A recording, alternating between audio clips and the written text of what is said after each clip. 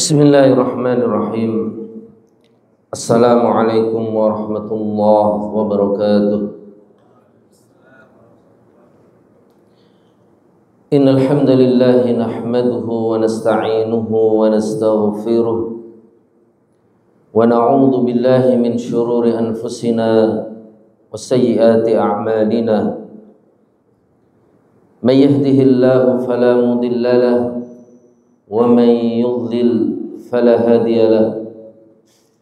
Asyhadu an la ilaha illallah wahdahu la syarika lahu wa asyhadu anna Muhammadan abduhu wa rasuluh. Allahumma salli ala Muhammad wa ala alihi wa ashabihi wa man sara ala nahjihi wa tamassaka bi sunnatihi ila yaumiddin wa ba'd. Ikhwati, saudara-saudaraku jamaah Masjid Al-Haqqul Mubin yang mudah-mudahan dirahmati oleh Allah Subhanahu wa taala. Alhamdulillah, sore hari ini kita diberikan keluangan oleh Allah Subhanahu wa taala untuk sama-sama hadir di masjid ini dalam rangka kita menambah bekal, khususnya bekal ilmu dan pemahaman yang mudah-mudahan itu akan benar-benar menjadi bekal yang berharga ketika kita menghadap Allah Subhanahu wa taala, sehingga pertemuan kita dengan Allah di hari pengadilan nanti menjadi sebaik-baik pertemuan. Ikhwas sekalian dirahmati oleh Allah, tema kajian kita sore hari ini adalah tentang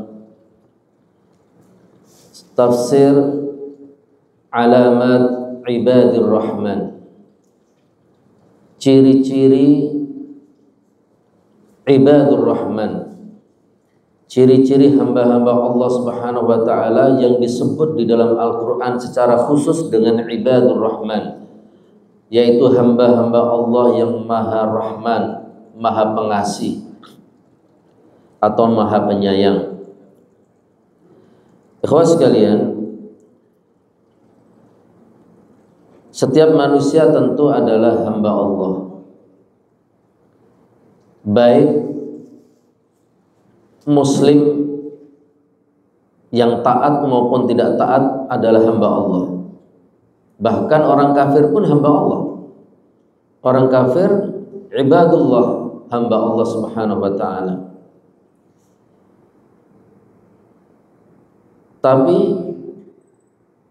tidak semua mereka yang juga hamba Allah itu masuk kategori ibadur rahman, hamba-hamba Allah yang dinisbahkan kepada nama sifatnya Ar-Rahman. Hanya mereka hamba-hamba yang memenuhi syarat-syarat sebagaimana dalam ciri-ciri yang akan kita sampaikan. Maka ketika kata ibad, hamba-hamba, dinisbahkan kepada Ar-Rahman yang merupakan nama Allah yang bermakna maha pengasih atau penyayang, itu maksudnya adalah untuk memberikan kemuliaan, penghormatan dan keutamaan kepada hamba-hamba itu. Karena kalau tidak, semua manusia hamba Allah. Maka yang dimaksud dengan ibadur rahman di dalam surat yang dibaca oleh qari tadi adalah hamba-hamba Allah yang khusus, bukan sembarang hamba-hamba Allah. Karena semua manusia hamba Allah. Dan Allah mengatakan in kullu man fis samawati wal ard illa atir rahmani 'abda. Setiap yang ada di langit dan di bumi, ya, itu pasti nanti akan menghadap Allah Subhanahu wa taala yang maha rahman dalam keadaan sebagai abda, sebagai hamba. Kata kul di sini umum, mencakup semua manusia dan semua hamba, dan semua manusia itu adalah hamba. Adapun ibadur rahman yang kita maksud, yang akan kita bahas adalah pengecualian dari seluruh hamba itu. Dan secara khusus mereka dinisbahkan oleh Allah dengan namanya yang Ar-Rahman, yang berarti pengasih atau penyayang atau yang memberikan rahmat. Karena Ar-Rahman itu dari kata dasar rahmah, yang artinya adalah rahmat atau penyayang. Kenapa hamba-hamba Allah ini dinisbahkan kepada nama Allah yang maha rahmat, yang memberikan rahmat? Karena mereka-mereka ini, kata ulama tafsir, mendapatkan rahmat dan taufik dari Allah Subhanahu wa ta'ala untuk taat kepada Allah dan menjauhi semua pelanggaran-pelanggaran, maksiat-maksiat yang dijauhi oleh orang-orang yang memiliki sifat ibadur rahman. Dan sifat-sifat itu nanti akan kita sebutkan satu persatu. Maka di dalam ayat 63 Allah mengatakan, wa ibadur rahmanil ladzina yamshuna 'alal ardi hauna wa idza khatabahumul jahiluna qalu salama. Dan yang dimaksud dengan ibadur rahman, hamba-hamba Allah yang maha rahman, bukan sembarang hamba. Ciri-cirinya yang pertama adalah alladzina yamshuna 'alal ardi hauna, mereka yang berjalan di atas bumi dengan tawadhu, rendah hati, tidak sombong, tidak congkak. Wa idza khatabahumul jahiluna qalu salama, dan ketika mereka diajak bicara oleh orang-orang bodoh, atau mereka dihina, dicaci, dimaki, dikatain oleh orang-orang bodoh, mereka tidak membalas dengan cacian, makian, dan penghinaan, tetapi mereka membalas dengan qalu salama, yaitu apa? Mereka mengatakan perkataan-perkataan yang mendamaikan di antara mereka, tidak membalas. Itu ciri pertama hamba-hamba Allah yang disebut dengan ibadur rahman. Jadi orang-orang atau hamba-hamba Allah yang tawadhu, yang disebutkan oleh ulama, yang disebut dengan berjalan dengan tawadhu adalah mereka yang yasiruna bil waqar was sakinah. Ketika berjalan, mereka berjalan dengan tenang dan berwibawa. Itu diantara cirinya. Sama seperti ketika Rasulullah SAW memerintahkan kepada kita ketika ketinggalan sholat, ya, ketika kita mau sholat berjamaah ternyata imam sudah mulai, bahkan hampir mau rukuk, dan biasanya orang itu kalau mendapatkan imam sudah mau rukuk sementara dia masbuk, lari dia. Bagaimana bisa mendapatkan rukuk bersama imam? Karena kalau mendapatkan rukuk bersama imam berarti dia mendapatkan rakaat itu, tidak harus mengulang, tidak harus menambah. Maka biasanya orang-orang apa sikapnya? Tenang jalannya atau lari? Umumnya apa? Lari. Bahkan mungkin bisa jadi sebagian orang baru masuk pintu sudah takbir dan rukuk, ya kan? Lalu berjalan menuju shaf, sebagaimana pernah salah seorang sahabat Rasulullah SAW yang seperti itu, takut ketinggalan rakaat bersama imam. Di dalam hadis kan Rasulullah mengatakan apa nasihatnya ketika menghadapi ketika ada orang yang seperti itu? Perintah Rasulullah SAW apa? Alaikum bisakinati wal waqar. Hendaklah kalian tenang dan berwibawa, berjalan dengan tenang dan berwibawa, tidak tergopoh-gopoh, tidak lari. Kalau ternyata ketinggalan, nggak dapat rukuk bersama imam, ya udah ditambah, ya, nggak usah terburu-buru. Kalau ketinggalan ditambah, nggak masalah, daripada terburu-buru meskipun dapat rakaat itu. Nah, kalimatnya sama. Jadi bisakinati wal waqar, dengan tenang dan berwibawa. Dan orang tawadhu dalam berjalan itu orang ketika jalan tenang dan berwibawa. Dan di antara ciri lain kata ulama, wa ma'akhafdil basar, pandangannya tidak melotot, tidak ditundukkan pandangannya. Jadi berjalan dengan tenang, berwibawa dan menundukkan pandangan, tidak tolak-toleh kanan kiri. Apalagi apa istilahnya kalau orang Jawa bilangnya itu jelalatan kalau bahasa Indonesia. Enggak jelalatan melihat sesuatu yang pengen dia dilihat, apalagi sesuatu yang haram. Itu ciri daripada tawadhu. Jadi jalannya tidak sombong, tetap tenang, berwibawa, menundukkan pandangan. Atau sebagian ulama mengatakan pandangannya ke tanah atau ke depan lurus. Kalau ke tanah takutnya antum jatuh ya, lurus saja. Jadi enggak tolak-toleh. Enggak tolak-toleh.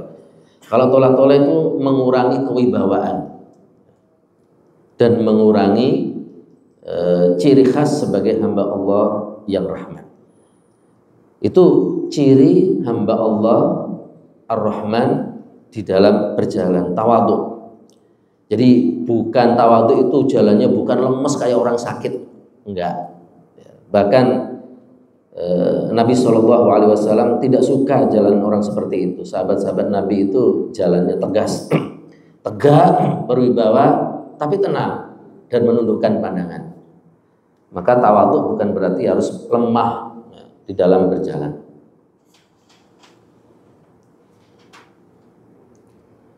Suatu ketika diuratkan dari Umar, beliau melihat syaban yamshi ruwaidah, seorang pemuda yang jalannya kalem, pelan. Ya, faqala, maka Umar berkata, "Malaka anta marid?"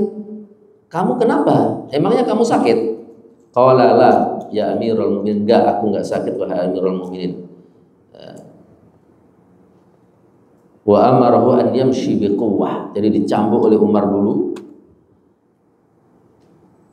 Bukan cambuk untuk menyakiti, maksudnya ditegur dengan pukulan ringan, kemudian diperintahkan untuk berjalan dengan kuat, dengan tegak, namun tetap menjaga ketawaduan dengan tenang dan berwibawa. Jadi sama konteksnya ketika mendatangi sholat. Jadi Rasulullah SAW ya, memerintahkan kepada kita untuk tenang dan berwibawa. Seperti di dalam hadis yang diriwayatkan Bukhari dan Muslim, Rasulullah mengatakan, "Idza ataitumus sholata fala ta'tuha wa antum tas'aun." Jika kalian mendatangi sholat, maka jangan kalian datangi dalam keadaan kalian lari. Wa'tuha wa 'alaikumus sakinah. Datangilah sholat dalam keadaan kalian itu tenang.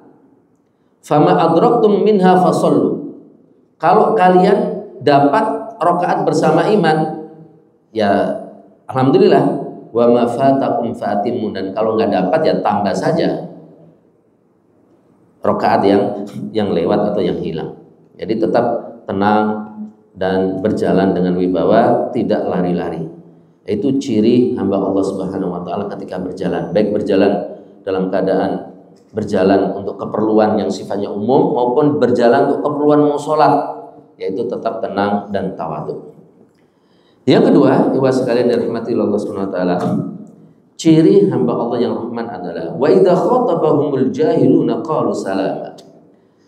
Ketika berbicara dengan orang-orang bodoh, lalu orang bodoh itu mengatakan kata-kata yang menyakiti dia, menyinggung dia, apakah kata-kata yang vulgar, makian, cacian, atau sindiran, dia menjawab dengan salama, dengan kata-kata damai, tidak membalas.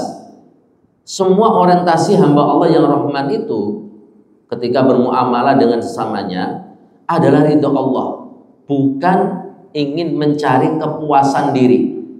Kalau mencari kepuasan diri, mencari menang, begitu disinggung dia akan balas menyinggung, begitu dicaci dia akan membalas mencaci. Tapi selalu orientasinya bagaimana mendapatkan ridho Allah. Maka apa yang bisa membawa kepada ridho Allah itu yang dia pilih. Maka caranya apa? Bukan membalas dengan cacian, dengan kata-kata yang sama-sama menyakitkan, tetapi justru membalas dengan kebaikan, yaitu membalas dengan kata-kata yang mendamaikan. Maka qalu salama, mereka mengatakan dengan kata-kata yang mendamaikan. Imam Ahmad sekalian meriwayatkan satu hadis dari Nu'man ibn Muqarrin al-Muzani qala Rasulullah sallallahu alaihi wasallam wa sabba rajulun rajulan indahu faja'ala al-masbub yaqul alaika assalam. Jadi Imam Ahmad meriwayatkan satu hadis di mana Rasulullah sallallahu alaihi wasallam itu berkata kepada seseorang itu sedang berbicara dengan seseorang yang lain dan dia sedang dicela, dimaki. Ada orang dimaki temannya. Lalu orang itu berkata, "Alaikas salam, semoga keselamatan atas kamu." Jadi orang itu dicaci, dimaki tapi membalas dengan kata-kata "Alaikas salam, semoga keselamatan, kedamaian buat kamu." Maka Rasulullah mengatakan, "Amma inna malakan bainakuma yadhubbu anka. Kullama syatamaka hadha qala lahu bal anta wa anta ahaqqu bihi." Jadi ketika kawan kita memaki kita, kita balas dengan kata-kata damai, itu ada malaikat yang mendukung kita, yang berada dalam posisi mendoakan kita, mendukung kita, membela kita. Jadi malaikat itu, kata Nabi SAW, ketika ada kawan kita memaki kita, maka malaikat itu mendoakan apa? Mendoakan bal anta wa anta haqqu bihi. Misalkan teman kita bilang, "Anjing kamu," mohon maaf, ini agak kasar, maka itu didoakan oleh malaikat, yang anjing kamu. Tapi tidak pakai bahasa anjing, bahasa malaikatnya oleh Rasulullah dikutip dengan bal anta, tapi kamu yang begitu, maksudnya kamu yang begitu, yang seperti kamu katakan, ya kamu. Atau jangan anjing lah, kasar ya, jelek kamu misalkan, maka malaikat bilang wa bal anta, jadi yang jelek kamu, wa anta haqqu bi, kamu yang berhak untuk dikatakan jelek, bukan teman kamu itu. Wa idza qulta lahu alaikas salam, jika kamu bilang kepada teman kamu yang bilang kamu jelek, semoga kedamaian, keselamatan buat kamu, maka malaikat akan mendoakan apa? La bal alaika, dan justru kedamaian itu buat kamu yang mendoakan teman kamu. Jadi kamu, antum yang mendoakan teman kamu yang mencaci kamu, itu yang didoakan oleh malaikat justru antum. Kata malaikat, kamu mendoakan teman kamu mendapatkan keselamatan, justru keselamatan itu buat kamu, bukan buat teman kamu. Kamu yang lebih berhak untuk mendapatkan keselamatan. Jadi kalau kita membalas teman kita yang memaki kita, mencaci maki kita, itu kita didoakan oleh malaikat. Didoakan oleh malaikat. Jadi ketika kita mendoakan kita kebaikan, sesungguhnya itu mendoakan untuk diri kita. Karena apa? Karena itu berakibat malaikat mendoakan untuk kita dengan doa yang sama kita doakan untuk teman kita, dan teman kita nggak dapat doa yang kita doakan, tapi yang kita dapat yang kita dapat adalah yang kita doakan itu adalah yang kita dapat, bukan didapatkan oleh teman kita. Maka kalau kita orientasinya Allah, ridho Allah, balasan dari Allah, maka nggak perlu kita balas makian, cacian teman kita dengan makian dan cacian yang sama. Kenapa? Karena justru itu menjadikan kita diharamkan dari mendapatkan doa malaikat. Ya meskipun malaikat nggak terlihat saat itu, mungkin sebagian dari kita merasa nggak puas karena nggak membalas cacian teman dengan cacian pula. Tapi ingatlah, begitu antum malah berbalik mendoakan teman kamu yang mencaci itu dengan kebaikan, setelah itu antum akan merasakan kelezatan yang luar biasa, melebihi kelezatan seandainya engkau puas dengan membalas makian teman kamu. Hanya saja perlu kesabaran. Kadang orang nggak sabar, masa sih ada kelezatannya membalas cacian dengan kedamaian? Kan lezat itu ketika kita bisa membalas caci itu dengan caci pula, puas kita, puas hati kita, puas perasaan kita. Padahal enggak. Justru kelezatan dan kenikmatan, kepuasan itu benar-benar akan kita dapatkan secara sempurna kalau kita balas teman kita yang memaki itu dengan kata-kata yang baik. Buktikan saja itu. Karena ini kata-kata Rasulullah bahwa kita didoakan oleh malaikat, dan doa malaikat itu mustajab. Kalau kita mendoakan baik untuk teman kita, baik kebaikan itu berbalik kepada kita yang mendoakan. Yang ketiga, ikhwas sekalian, ciri hamba Allah yang Ar-Rahman adalah walladzina yabituna li rabbihim sujjadan wa qiyamah. Ciri yang ketiga, dan mereka adalah orang-orang yang ketika malam beribadah kepada Tuhannya baik dengan sujud maupun berdiri. Maksudnya sholat.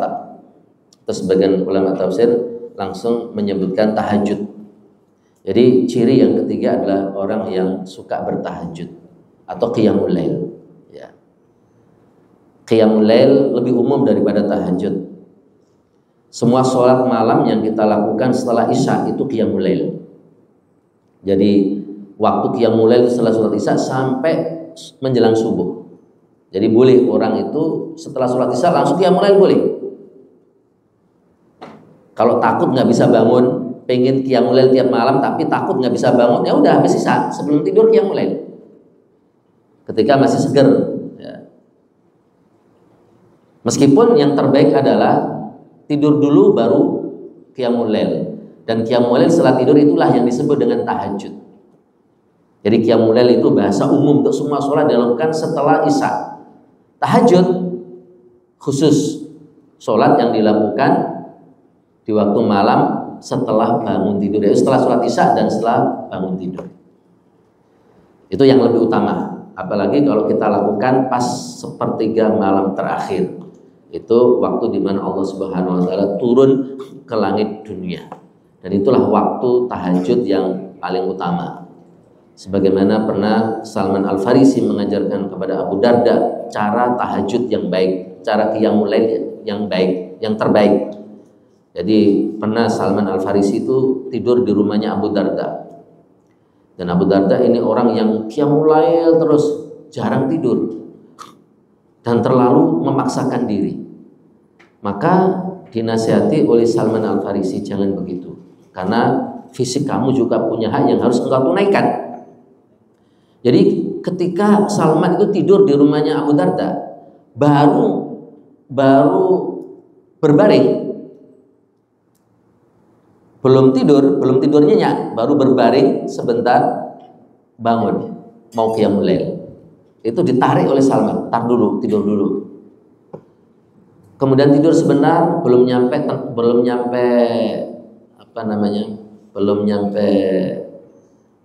lelap, ya. Bangun lagi, mau qiyamul lail, ditarik lagi oleh Salman, tar dulu. Sampai beberapa kali, baru ketika tinggal sepertiga malam akhir, Abu Darda berdiri untuk qiyamul lail, dibiarkan oleh Salman. Nah, itu menunjukkan bahwa cara qiyamul lail yang terbaik itu adalah qiyamul lail di sepertiga malam terakhir. Meskipun setelah sholat isya langsung qiyamul lail itu juga bisa disebut qiyamul lail. Boleh, terutama bagi orang-orang yang susah bangun dan tapi pengen qiyamul lail, ya udah qiyamul lailnya habis isya. Daripada pengen yang terbaik tapi nggak bisa. Pengen terbaik qiyamul lail setelah tidur tapi nggak pernah bisa. Yang apa-apa qiyamul lail saja setelah isya.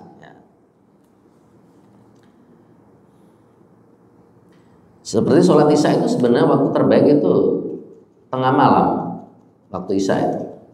Cuma Rasulullah SAW takut memberatkan umatnya, maka jadinya sholat isya ya di waktunya, yaitu ketika syafaq itu sudah hilang.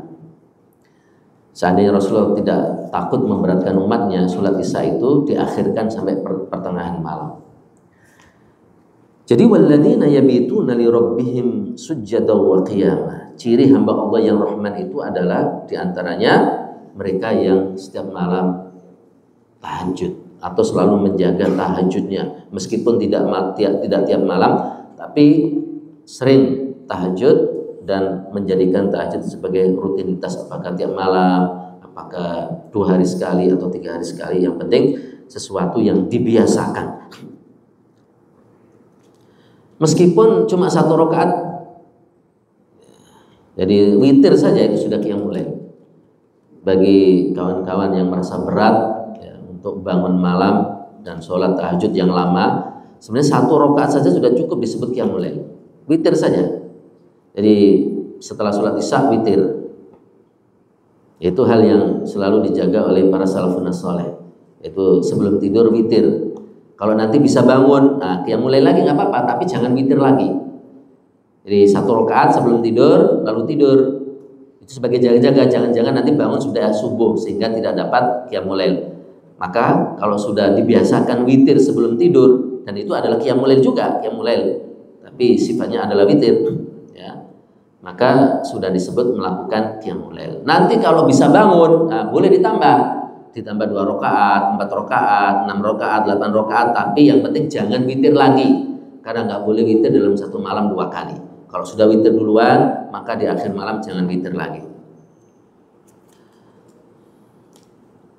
Ibnu Abbas mengatakan, man shalla rak'ataini aw aktsar ba'da isya faqad bata lillahi sajidan wa qa'iman. Ibnu Abbas menafsirkan ciri hamba Allah yang rahman itu mereka bertahajud di malamnya. Itu meskipun cuma 2 rakaat kalau menurut Ibnu Abbas. Meskipun cuma 2 rakaat itu sudah disebut hamba Allah Ar-Rahman, masuk kategori hamba Allah Rahman. Tapi sebenarnya qiyamul lail itu tidak harus 2 rakaat, 1 rakaat pun bisa disebut qiyamul lail, cuma witir tadi seperti yang saya sampaikan tadi. Yang keempat, ikhwas sekalian, di antara ciri hamba Allah yang Ar-Rahman adalah walladzina yaquluna rabbana srif 'anna 'adzab jahannam inna 'adzabaha kana gharama.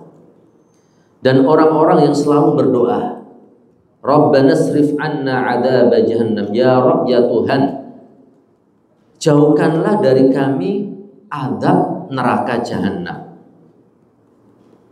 atau lindungilah kami dari azab neraka jahanam. Inna 'adzabaha kana gharama. Sesungguhnya azab neraka jahanam itu ya sifatnya selalu mengejar orang-orang yang melakukan dosa dan maksiat. Gharama itu artinya adalah mulaziman, yang selalu mengejar. Ya, seperti kalau sebagian ulama tafsir itu mengilustrasikan seperti seorang orang yang ngasih hutang mengejar yang berhutang, gak pernah dilepas, pokoknya diingat terus, dicatat, kemana-mana dikejar, sama seperti itu. Sebagian ulama tafsir menafsirkan saking pastinya azab neraka jahanam bagi orang-orang yang melakukan dosa dan maksiat, dan azabnya sangat besar. Jadi ciri yang keempat hamba-hamba Allah yang rahmat adalah selalu di dalam hidupnya itu punya keseriusan, kesungguhan, antusias yang tinggi untuk bagaimana menjauhkan dirinya dari api neraka.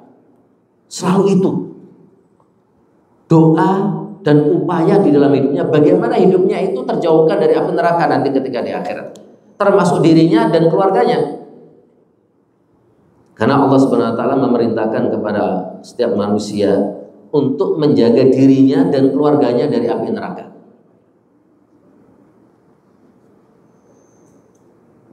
Ayatnya dalam surat At-Tahrim, ya ayyuhalladzina amanu qu anfusakum wa ahlikum nara.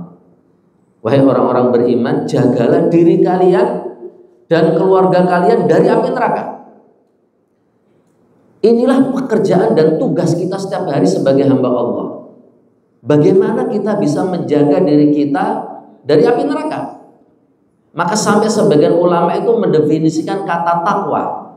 Takwa itu kalau definisi umum kan melaksanakan perintah, menjauhi larangan. Tapi ada sebagian ulama mendefinisikan dengan bahwa takwa itu adalah engkau menjadikan pelindung antara diri engkau dengan neraka. Jadi ketika kita berupaya, beramal, beribadah, melakukan semua usaha upaya, berjihad, bersungguh-sungguh untuk membuat benteng antara diri kita dengan neraka, agar diri kita tidak terkena api neraka, maka itu disebut takwa.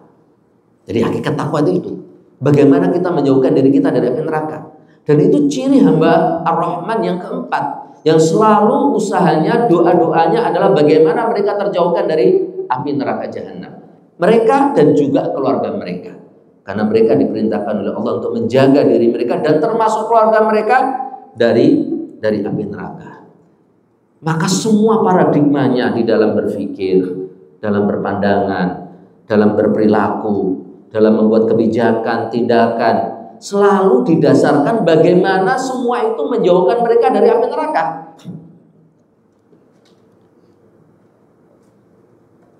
Ketika berumah tangga, maka upayanya bagaimana rumah tangganya jauh dari api neraka. Ketika cari menantu juga demikian. Bagaimana anakku ketika dinikahi oleh calon itu, calon laki-lakinya itu, bisa menjauhkan putriku dari api neraka. Bukan semata-mata bagaimana menjauhkan putriku dari kemiskinan. Sehingga orang yang punya pikiran seperti itu, hamba Rahman seperti itu, ketika cari menantu, ngelihat calon menantunya bukan berapa gajinya, berapa kekayaannya, dan lain sebagainya, tapi yang dilihat adalah konsepnya bagaimana menjauhkan putriku dari api neraka. Karena itulah obsesi hamba Allah yang Ar-Rahman, yaitu apa? Yang selalu doanya adalah Rabbana srif anna adzab jahannam. Ya Rabb, jauhkanlah kami dari api neraka. Ketika nyekolahin anak juga demikian. Cara berpikirnya bagaimana anak-anakku ketika sekolah ngerti cara ibadah yang benar, ngerti mana dosa, mana maksiat, sehingga mereka menjauhi, sehingga terjauhkan dari api neraka. Bukan semata-mata bagaimana sekolah anakku itu bisa mengeluarkan mereka, membuat mereka lulus menjadi pejabat, menjadi orang yang punya pekerjaan, terjamin pekerjaannya. Gak begitu cara berpikirnya.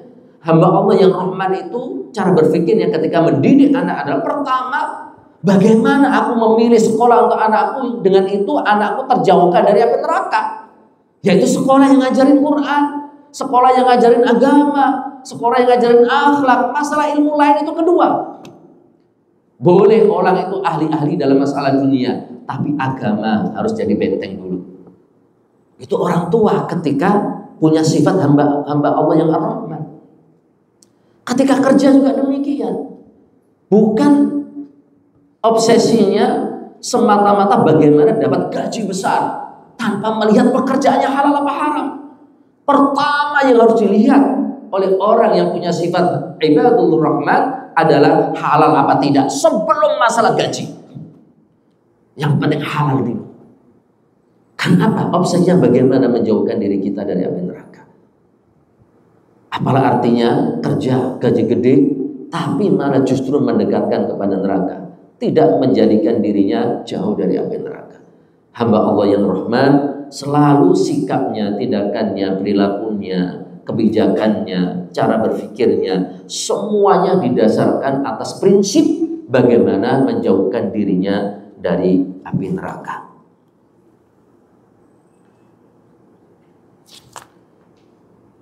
Innaha sa'at mustaqarra wa muqamah. Sesungguhnya neraka itu seburuk-buruk tempat tinggal atau tempat untuk berdiam. Mustaqar dan muqamah itu sama-sama tempat tinggal, sama-sama tempat untuk berdiam diri. Tapi sebagian ulama membedakan, mustaqar itu tempat diam tapi tidak kekal. Sementara muqamah tempat diam tapi kekal. Dan ini kalau melihat manusia di neraka memang terbagi dua. Ada manusia di neraka kekal, maka berarti neraka bagi dia muqamah. Ada orang di neraka tidak kekal, berarti neraka bagi dia mustaqar. Maka kata mustaqar wa muqamah, neraka itu seburuk-buruk tempat baik kekal maupun tidak kekal. Meskipun tidak kekal, tetap neraka itu seburuk-buruk tempat.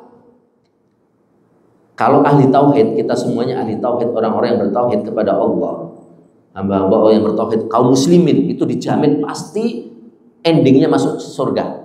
Meskipun sebagian dari kita masuk surganya harus lewat neraka dulu. Ya, tidak semua kaum muslimin hamba Allah itu masuk surga tanpa hisab, tanpa adab. Tidak semua. Tidak semua. Bahkan kalau melihat hadis itu, yang masuk surga tanpa hisab, tanpa adab itu cuma apa? 70.000. Kemudian ada hadis lain mengatakan setiap dari 1000 itu ada 70.000 lagi. Jadi 1000 kali 70.000 berapa itu? 1000 kali 70.000 berapa?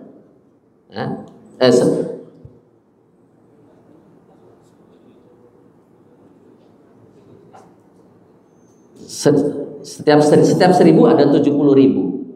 Berarti 70 kali 70.000. Ya, 70 kali 70.000. Itu berapa itu jumlahnya? Kalau dibandingkan jumlah manusia dari zaman Nabi Adam sampai hari kiamat, tetap itu jumlah yang sedikit. Meskipun ada riwayat hadis lain mengatakan bahwa ditambah lagi dengan cakupan Tuhan. Nah, ini yang menjadi harapan kita. Mudah-mudahan cakupan Tuhan itu sangat banyak dan mencakup kita semuanya. Tapi paling tidak kita juga harus hati-hati bahwa tidak semua kaum muslimin masuk surga tanpa hisab, tanpa adab. Ya, kalau ketika timbangan amalnya itu yang buruk lebih berat, masuk neraka dulu. Nanti setelah habis dosanya atau dapat syafaat keluar, sehingga neraka disebut mustaqor begini dalam konteks ini bagi dia, yaitu tempat tinggal yang tidak kekal. Tapi bagi orang-orang yang kafir, orang-orang musyrik, maka neraka itu jadi muqamah, yaitu tempat tinggal yang kekal selama-lamanya. Jadi apakah sementara atau selama-lamanya, tetap namanya neraka itu tempat yang paling buruk. Jangan mentang-mentang setiap muslim itu dijamin pasti masuk surga. Kalau toh masuk neraka sementara, tidak selama-lamanya. Apa antum kuat 1 detik masuk neraka? Kuat nggak? Yang kata Rasulullah ketika Rasulullah itu minta adab yang paling ringan untuk pamannya Abu Thalib, karena pamannya Abu Thalib tidak sampai bersyahadat ketika sakaratul maut. Maka Rasulullah minta keringanan kepada Allah, dikasih keringanan dengan seringan-ringan adab di neraka. Dan seringan-ringan adab di neraka itu ketika seseorang menginjakkan kakinya pakai sendal atau sepatu atau terompa ke neraka, pakai sendal, pakai sepatu, pakai lapis berarti kan. Itu begitu menginjakkan, spontanitas setelah itu langsung otaknya mendidih. Begitu menginjakkan langsung mendidih otaknya. Itu seringan-ringannya. Jadi meskipun 1 menit, 1 detik, itu nggak ada orang yang bisa sanggup masuk neraka. Sehingga neraka itu saat mustaqarran wa muqamah, benar-benar tempat yang paling buruk meskipun sementara. Jadi ciri hamba Allah yang Rahman sudah berapa? 4, berarti nggak ngantuk. Yang kelima, walladzina idza anfaqu lam yusrifu wa lam yaqturu wa kana baina dzalika qawama. Ciri yang kelima adalah, dan mereka orang-orang yang ketika menginfakkan hartanya, menafkahkan hartanya, baik nafkah yang sifatnya wajib, nafkah untuk hidup keluarga, kebutuhan diri dan keluarga, atau nafkah yang sifatnya infak sunnah, itu lam yusrifu, tidak berlebihan, walam yaqturu, tapi tidak pelit, wa kana baina dzalika qawama, tapi di antara itu tidak boros berlebihan tapi juga tidak kikir pelit, pertengahan. Itu ciri hamba Allah yang Rahman ketika berinfak atau memberikan nafkah. Tidak berlebihan, tidak israf. Artinya ketika memenuhi kebutuhan hidupnya tidak berlebihan, tidak membeli atau mengkonsumsi secara berlebihan sesuatu yang tidak dibutuhkan. Misalkan makan porsi dia cuma 1 piring, dia siapkan 5 piring untuk dia, nanti setelah itu dibuang sisanya. Ini israf. Ini israf. Atau orang menafkahkan hartanya di jalan yang diharamkan oleh Allah, itu juga israf. Jadi israf atau tabdir itu bisa bermakna orang menafkahkan hartanya di jalan yang baik, yang halal, tapi bukan jalan yang baik, maaf, di jalan yang halal, yang mubah, tapi berlebihan, melebihi kebutuhannya. Atau menafkahkan hartanya di jalan yang haram, itu sama-sama israf atau tabdir. Meskipun sebagian ulama membedakan antara israf dan tabdzir. Kalau di sini pakai kata israf. Kalau israf itu menggunakan harta secara berlebihan tapi pada sesuatu yang mubah. Kalau tabdzir, innal mubadzirina kanu ikhwanasy syayatin, itu sebagian ulama menafsirkan boros tapi beda dengan israf. Tabdzir itu menafkahkan hartanya di jalan yang diharamkan oleh Allah. Meskipun tidak berlebihan, meskipun sedikit tapi haram, maka itu tabdzir. Meskipun cuma setetes homer, ya, sedikit, itu termasuk boros dalam makna tabdzir. Innal mubadzirina kanu ikhwanasy syayatin, dan orang-orang yang tabdzir boros seperti itu adalah saudaranya syaitan karena dia menafkahkan hartanya di jalan yang diharamkan oleh Allah Subhanahu wa taala. Ada sebagian hamba-hamba Allah yang jauh dari sifat ibadur rahman. Ya. Ketika menafkahkan hartanya, menafkahkan dengan cara yang berlebihan. Gak mikirin kebutuhan besok, gak nge-save untuk hari esok anaknya, untuk istrinya dan lain sebagainya. Semua yang dapat saat itu dihabisin semuanya. Maka itu kita takut masuk kategori yang israf. Atau beli sesuatu yang sesungguhnya tidak urgent. Sementara dia besok masih banyak kebutuhan yang primer.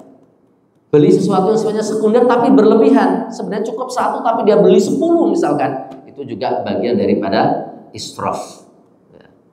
Ada sebagian hamba-hamba Allah yang berlawan dengan itu, kikir sekali, pelit sekali. Sampai kikir kepada dirinya. Ini juga nggak boleh terlalu berlebihan kikir kepada dirinya. Ya. Terkadang sampai pakaiannya compang-camping. Padahal dia bisa beli yang lebih layak. Dan Allah itu, kata Rasulullah, lebih senang ketika hamba-hamba itu memperlihatkan nikmat yang Allah berikan kepada dirinya. Kalau dia bisa beli pakaian yang pantas, maka Allah lebih cinta dia beli pakaian yang pantas, pakai pakaian yang pantas, jangan pakaian yang cuma nyamping. Atas nama tawadhu, enggak, salah itu. Atas nama rendah hati, enggak, itu salah. Atas nama ekonomis, enggak, salah juga. Ya. Beli atau pakai pakaian yang pantas. Enggak harus berlebihan, karena berlebihan juga enggak boleh. Yang pantas saja. Yang pantas, karena Allah itu, kata Rasulullah, senang ketika hambanya itu menampakkan nikmat yang Allah berikan kepadanya. Kadang saking pelitnya sebagian orang itu sampai nyokolain anak itu nggak mau, karena takut hartanya habis. Dan saya ketemu sebagian orang seperti itu. Dulu saya pernah ketemu di kampung saya. Ada orang itu kaya raya, tanah sawah itu luas sekali, tapi anak-anaknya nggak ada yang sekolah, Pernah anaknya sekolah itu nggak dikirim-kirimin, pelitnya minta ampun. Jadi harta itu ditumpuk saja. Bahkan rumahnya juga biasa saja. Dia juga nggak beli mobil. Harta itu ditumpuk aja, dilus-lus saja. Ini juga terlalu kikir yang berlebihan yang tidak dibenarkan. Hamba Allah itu yang Ar-Rahman, hamba Allah yang Ar-Rahman itu adalah ya tengah-tengah, tidak boros tapi juga tidak kikir dan tidak pelit. Bahkan ketika infak pun nggak boleh kita infak, ya, bukan tidak boleh, tapi yang terbaik infak itu adalah yang lebih dari kebutuhan kita. Kebutuhan kita dulu kita penuhi, baru infak. Rasul mengatakan khairus shadaqati makana an dhahril ghina, atau kama qala Rasulullah sallallahu alaihi wasallam. Sebaik-baik sedekah itu yang sudah lebih dari kebutuhan. Setelah kebutuhan diri kita, istri kita, anak kita, baru kita sedekahkan, itu sedekah yang terbaik. Ya, bukan istri kita masih butuh, anak kita masih butuh, kita keluarkan untuk sedekah semua. Anak kita, istri kita nggak makan, anak kita, istri kita nggak mendapatkan apa-apa. Ya. Pernah Sa'ad bin Abi Waqqas ketika sakit dan dia takut wafat. Maka dia izin kepada Nabi. Masih bagus beliau selalu izin kepada Nabi, dan itu sahabat Rasulullah SAW selalu konsultasi dengan ahli ilmu ketika mau membuat kebijakan atau mau melakukan tindakan. Ya Rasulullah, aku sakit seperti yang engkau lihat ya Rasulullah. Jadi beliau takut akan wafat dengan sakit itu. Aku punya harta yang cukup banyak ya Rasulullah, tapi anakku cuma satu perempuan. Bolehkah ya Rasulullah aku infakkan 2/3 hartaku?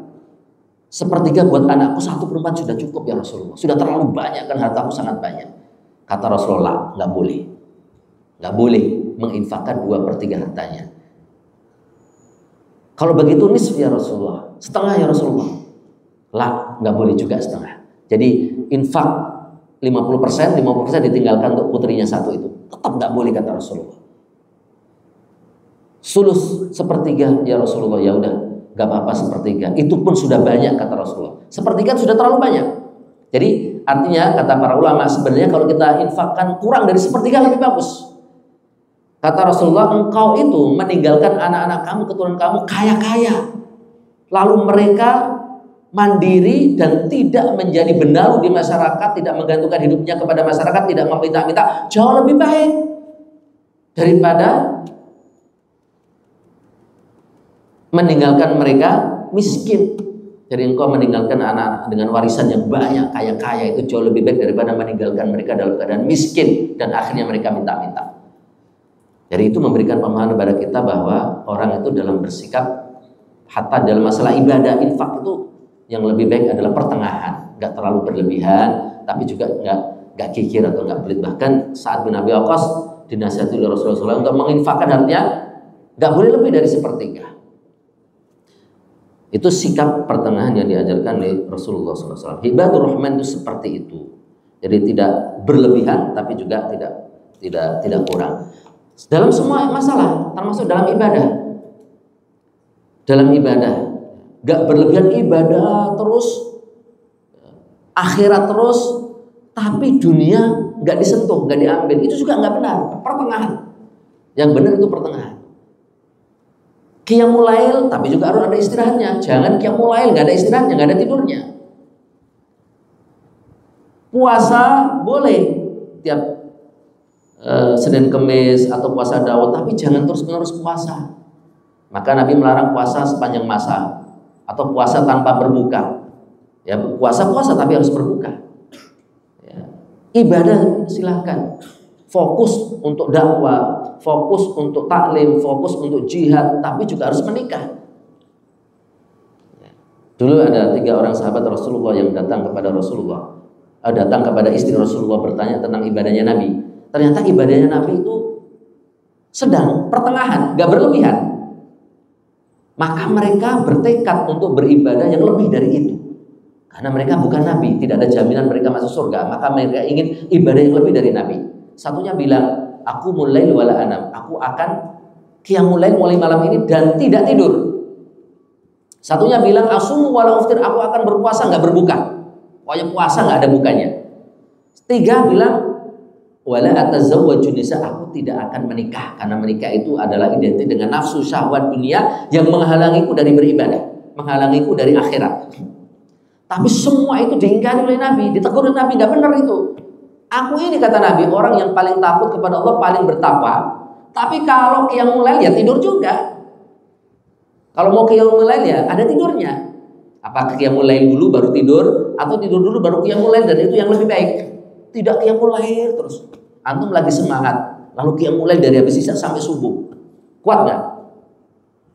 Mungkin kuat, tapi besoknya masih bisa nggak melakukan hal yang sama? Mungkin masih kuat, tapi sudah agak lemah dikit. Hari ketiga mungkin masih kuat, tapi sambil meriang, ya kan? Hari keempat nggak bisa karena demam. Hari kelima bukan hanya sholat qiyamul lail, jangan-jangan disolatin antum. Jadi fisik kita punya hak juga. Kita harus istirahat. Kata Nabi, aku paling bertakwa, paling takut kepada Allah, tapi kalau qiyamul lail istirahat juga, tidur juga.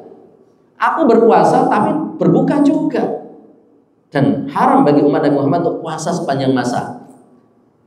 Atau puasa wisol. Puasa wisol itu puasa tidak diselingi dengan buka. Jadi 2 hari puasa nggak ada bukanya, langsung nyambung. Itu nggak boleh, haram bagi umat Nabi Muhammad. Tapi hanya boleh bagi Nabi Muhammad. Diharamkan untuk umatnya. Karena nggak mungkin kita kuat secara fisik. Dan nggak mungkin kita bisa istiqomah. Juga harus menikah. Gak ada manusia normal ya, nggak menikah, itu nggak ada. Kalau ada yang etok-etok bisa, etok-etok sanggup nggak nikah, etok-etok itu kalau bahasa Indonesianya apa sih? Pura-pura kuat nggak nikah. Nggak yakin kita. Jangan-jangan nggak nikah secara resmi, tapi simpanannya banyak. Kan pernah itu ada di Eropa itu, di para agama lain, kita nggak mau nyebut. Itu kan kalau sudah masuk sebagai tokoh agamanya atau agamawannya atau rohib-rohibnya itu nggak boleh nikah untuk menjaga kesucian. Ternyata di beberapa waktu lalu atau beberapa tahun yang lalu itu terungkap nggak nikah, tapi ternyata simpanannya di basement tempat ibadahnya itu ditemukan tengkorak-tengkorak wanita. Jadi mereka simpanannya yang sudah nggak tahu dibunuh atau diapain. Karena nggak mungkin manusia nggak menikah. Jadi seimbang hidupnya itu, nggak boros, nggak berlebihan, tapi juga nggak kekurangan.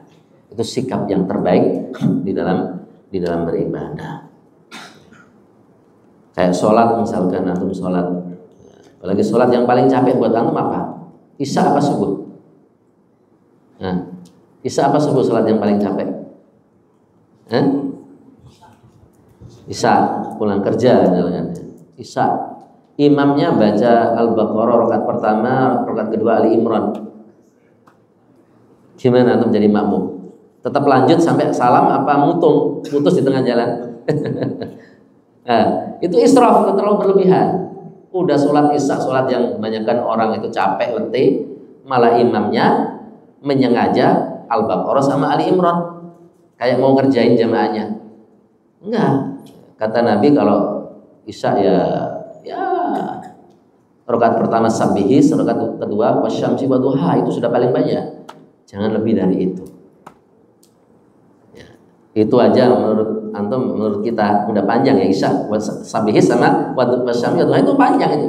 Sabbihis itu biasanya sholat Jumatnya, dipakai di isya itu panjang sudah. Apalagi Al-Baqarah dan Ali Imran. Jadi pertengahan saja, memperhatikan kondisi jamaah. Jadi tidak israf tapi juga tidak kekurangan. Baik, yang ke-6.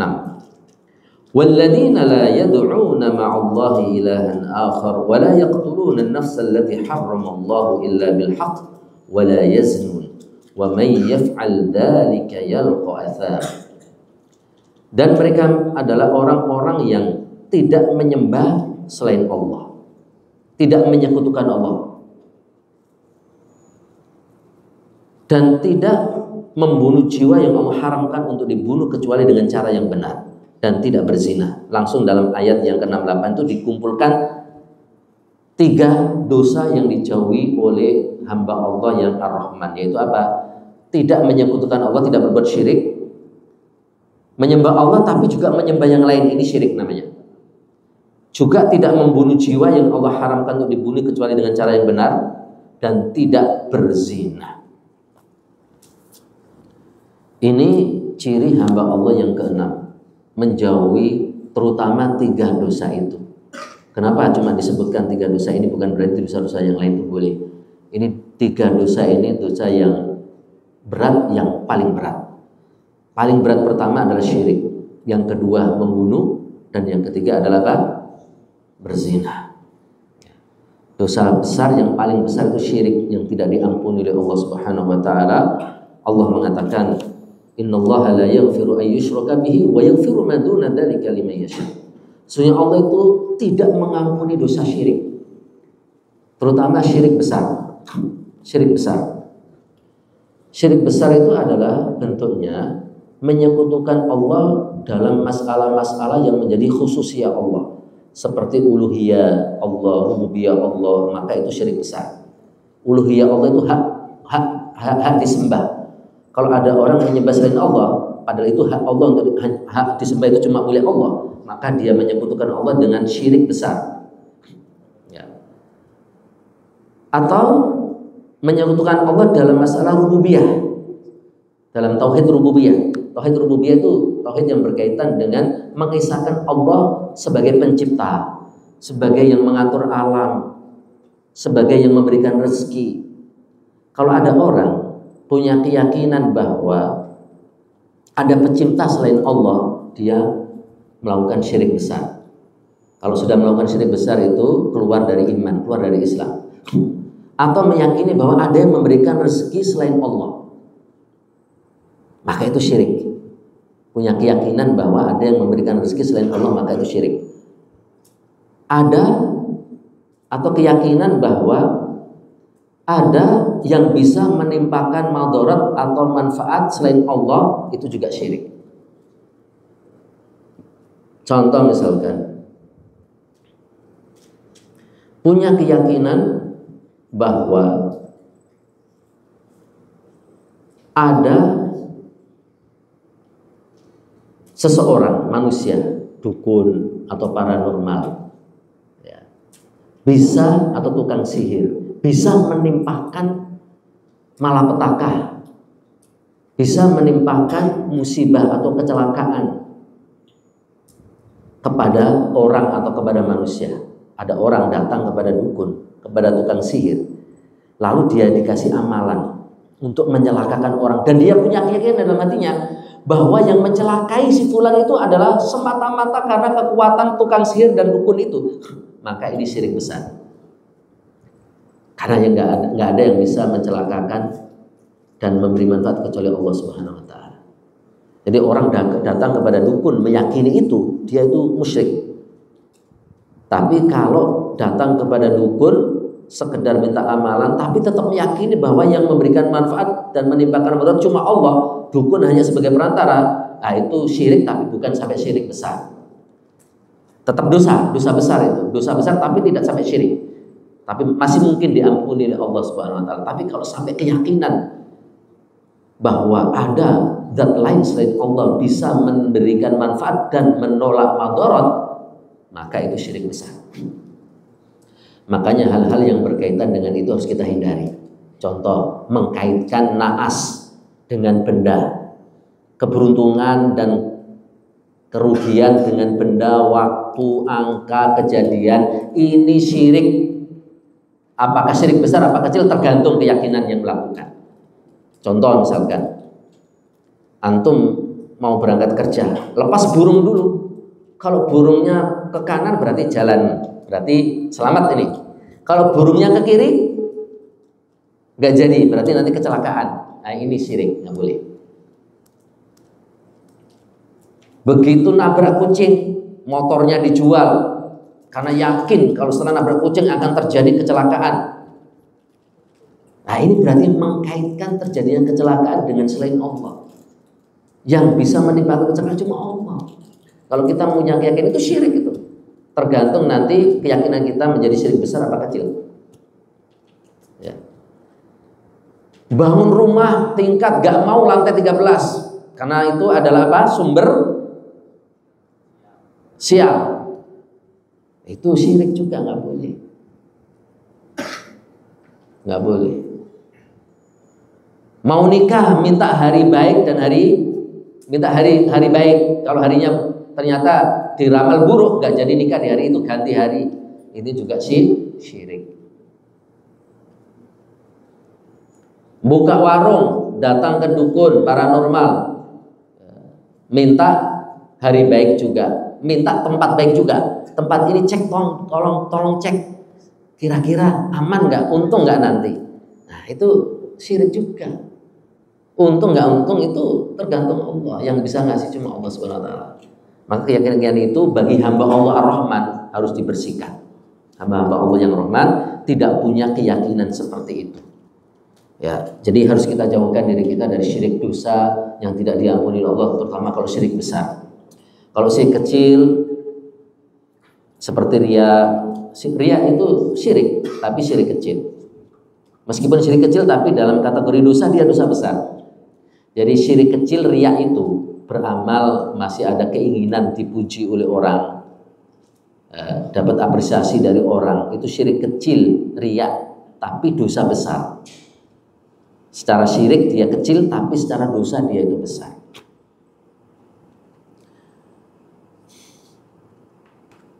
Jadi tidak berbuat syirik dan tidak membunuh dan tidak berzina. Dan ini dikumpulkan di dalam satu hadis yang diriwayatkan oleh Bukhari dan Muslim dari Ibnu Mas'ud. Ya, Ibnu Mas'ud berkata, "Sa'altu Rasulullah sallallahu alaihi wasallam, ayyud dzambi a'dzam?" Ya Rasulullah, dosa apa yang paling besar? Maka Rasulullah menjelaskan 3 dosa. Pertama, anta ja'ala lillahi niddan wa huwa khalaqaka. Kamu menjadikan Allah sekutu sementara Allah menciptakanmu. Jadi kamu menyekutukan Allah, berbuat syirik kepada Allah sementara Allah menciptakan kamu. Jadi dosa pertama adalah syirik, dosa yang paling besar kata Rasulullah. Tsumma ayyu, kemudian apa ya Rasulullah? Qala an taqtula waladaka makhafata an yat'am ma'ak. Kamu bunuh anakmu karena kamu takut anakmu makan dari rezeki kamu. Kamu takut rezeki kamu berkurang gara-gara kamu punya anak, sehingga anak kamu bunuh. Jadi dosa yang kedua, dosa membunuh. Apalagi yang dibunuh anaknya. Membunuh orang lain dosa besar, apalagi yang dibunuh anaknya sendiri. Kita itu berbuat kejahatan. Kalau korbannya adalah kerabat, itu dosanya jauh lebih besar ketimbang kejahatan kita lakukan terhadap orang lain. Kenapa? Karena selain dosa kejahatan, dosa memutus silaturahim. Antum berbuat zalim kepada teman yang bukan kerabat antum masih mending, tapi tetap itu adalah dosa besar. Tapi kalau antum berbuat zalim kepada saudara antum, sepupu antum, kerabat antum yang ada hubungan nasab dengan antum, itu dosanya berlipat, lebih besar. Karena selain dosa zalim, dosa memutus silaturahim. Maka langsung disebutkan oleh Rasulullah contoh membunuh yang diharamkan dan harus dijauhi oleh hamba Allah yang rahman adalah membunuh anak. Dan ini sebagai contoh dari Rasulullah SAW, yaitu dosa yang besar itu adalah membunuh anak karena takut anak makan dari rezeki, takut rezekinya berkurang gara-gara anak. Nah, ini kemudian dijadikan dalil oleh para fuqaha, sebagian fuqaha, ya, nggak semuanya, nggak boleh KB karena takut miskin. Tapi itu masih khilaf, masih perbedaan pendapat. Ada ulama yang membolehkan KB karena sebenarnya KB itu belum terjadi pembuahan. Itu KB itu kan menghindari terjadinya pembuahan. Bayinya belum jadi makhluk hidup. Jadi tidak disebut membunuh. Itu bagi yang membolehkan. Tapi yang jelas-jelas masuk kategorinya ini adalah menggugurkan kandungan. Menggugurkan kandungannya sudah jadi, ya, kemudian digugurkan. Nah, ini jelas masuk kategori ini. Kemudian apa ya Rasulullah? Antuzani halilata jarika. Kamu berzina dengan istri tetanggamu. Berzina dengan wanita umum dosa besar. Lebih besar lagi kalau yang dizinai istri tetangga. Karena kita diperintahkan banyak sekali hadis untuk, bahkan ayat Al-Quran, untuk berbuat baik dengan tetangga. Maka menzinai istri tetangga itu memutus ketetanggaan. Lebih besar lagi kalau yang dizinai mahramnya, itu lebih besar lagi. Zina terberat itu adalah ketika zina dilakukan kepada mahramnya, kepada ibunya, kepada saudari perempuannya. Kalau kepada sepupunya, meskipun boleh dinikahi, tapi kalau menzinai nggak boleh, dosa yang besar juga. Jadi 3 dosa itu disebutkan langsung oleh Rasul dalam satu hadis, yaitu apa? Yang harus dijauhi oleh orang-orang yang disebut dengan ibadur rahman: tidak berbuat syirik, tidak membunuh, tidak berzina.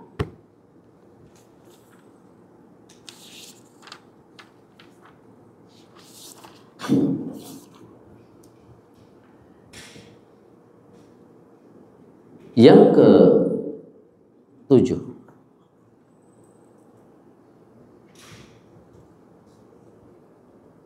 yudha'af lahul 'adabu yaumal qiyamah wa yakhlud fihi muhana. Ikhwah sekalian, setelah menyebut 6 sifat hamba Allah Subhanahu wa taala yang Maha Rahman, itu kemudian diselingi dulu dengan balasan bahwa mereka yang melakukan itu yudha'af lahul 'adab, dilipat gandakan adabnya, yaumal qiyamah, pada hari kiamat, wa yakhlud fihi muhana, dan kekal di dalam neraka itu dalam keadaan hina. Jadi orang yang membunuh, orang yang berbuat syirik, orang yang membunuh, orang yang berzina itu dilipat gandakan azabnya pada hari kiamat dan kekal di neraka dalam keadaan hina. Ini perlu kita jelaskan. Ayat 69 ini. Kata kekal di dalam neraka ini tidak bisa kita berlakukan kepada semua dosa. Cara memahami nas ini harus berdasarkan frame bingkai akidah Ahlussunnah wal Jamaah.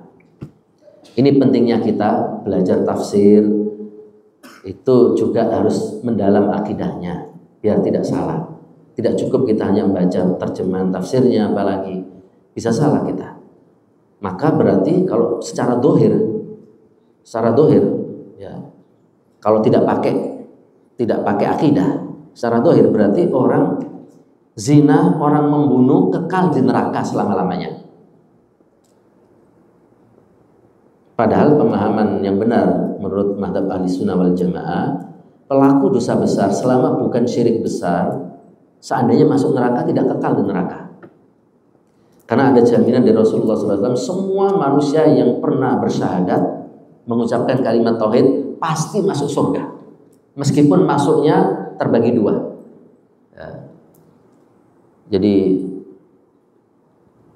Rasulullah mengatakan, man qala la ilaha illallah khalisan min qalbihi dakhala al-jannah. Barang siapa mengatakan la ilaha illallah, pernah mengatakan la ilaha illallah selama hidup di dunia, maka dia pasti masuk surga. Man qala man yashhadu an la ilaha illallah wa anna muhammadar rasulullah wa anna isa abdullah wa rasuluhu wa kalimatuhu alqaha ila maryam ruhun min wal jannatu haqqun wan naru haqqun adkhalahu Allahul jannah ala ma kana alaihi minal amal.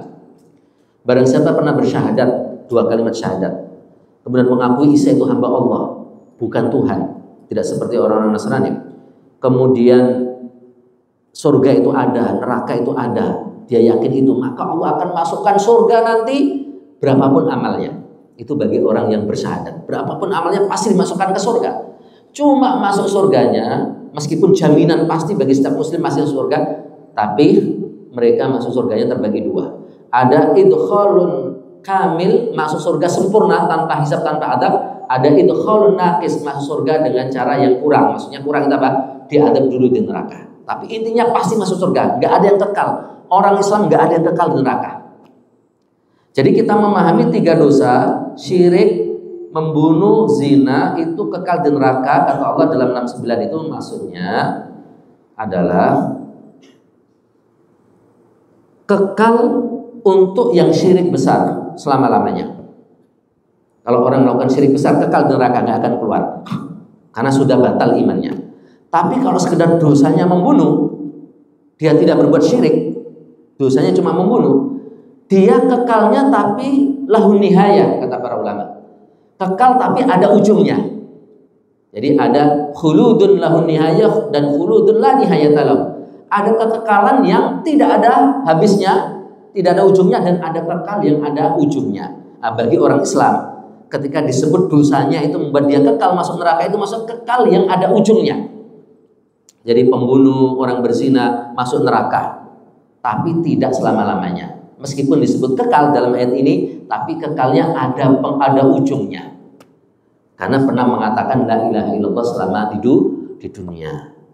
Jadi wa yakhlud fihi muhana, dan kekal di dalam neraka dalam keadaan hina, itu harus kita jelaskan, harus kita rinci, tidak semuanya. Illa man taba wa amana wa amila amalan shalihan fa ulaika yubaddilullahu sayyi'atihim hasanat wa kana Allahu ghafurur rahim. Kecuali orang yang bertaubat, beriman, beramal saleh, maka mereka Allah akan ganti keburukan mereka, kejahatan mereka, dosa mereka dengan kebaikan, pahala dan amal saleh. Wa kana Allahu ghafurur rahim, dan Allah Maha Mengampuni dan Maha Penyayang. Artinya semua dosa-dosa tadi jamaah sekalian, apapun itu, kata syirik, syirik besar yang disebut tidak diampuni oleh Allah. Kalau orang itu bertaubat, pasti akan diampuni. Maksud dosa syirik tidak diampuni oleh Allah itu ketika orang itu tidak bertaubat, tidak diampuni oleh Allah. Itu maksudnya dosa syirik tidak diampuni. Tapi kalau bertaubat akan diampuni oleh Allah. Sementara dosa-dosa besar selain syirik itu meskipun hamba tidak bertaubat, kalau Allah menghendaki diampuni. Makanya dalam ayat innallaha la yaghfiru ayyushraka bihi wa yaghfiru ma duna dzalika liman yasha. Sesungguhnya Allah itu tidak mengampuni dosa syirik, maksudnya syirik besar, dan mengampuni dosa-dosa selain syirik. Dosa-dosa selain syirik ya semua dosa-dosa besar, dosa-dosa kecil yang selama bukan syirik besar diampuni oleh Allah bagi yang berkehendak meskipun tidak bertaubat. Tapi seandainya bertaubat pasti diampuni. Jadi kalau bertobat pasti diampuni. Kalau tidak bertobat masih mungkin diampuni kalau Allah berkehendak, kecuali yang melakukan dosa syirik besar. Itu tidak akan diampuni kecuali bertaubat. Maka taubat mereka itu akan mengganti keburukan jadi kebaikan. Karena Allah itu Maha Pengampun dan Penyayang. Dan dalam hadis dikatakan, Rasulullah mengatakan bahwa seandainya engkau menghadap Allah dengan dosa sepenuh isi perut bumi, tapi engkau menghadap Allah dengan taubat, niscaya Allah akan menghadapi engkau dengan ampunan sepenuh isi perut bumi juga. Jadi sebesar apapun dosa manusia, kalau dia bertobat kepada Allah akan diampuni oleh Allah Subhanahu wa taala. Kisah orang membunuh 99 orang itu ternyata yang benar diampuni oleh Allah. Bahkan dia membunuh 100, karena digenapkan satu lagi dalam kisah itu, dia membunuh 100. Tanya kepada orang alim, apakah ada pintu taubat? Ada.